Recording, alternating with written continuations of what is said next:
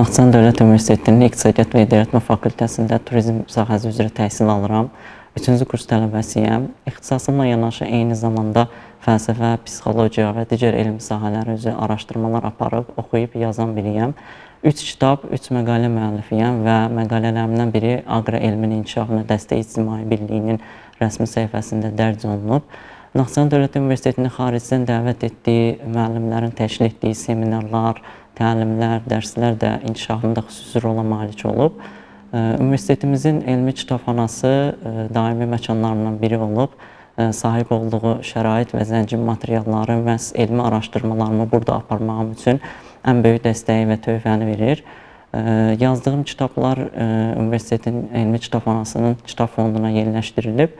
Gələcəkdə təhsilimi Naxçıvan Dövlət Universitetində davam elətdirib, magistrant və doktorant pillələrini yüksəltməyi hədəfləyirəm. Eyni zamanda ən böyük xəyallarımdan biri xalqımıza müsbət təsir edə biləcək sevimli yazıçılardan birinə çevrilməkdir.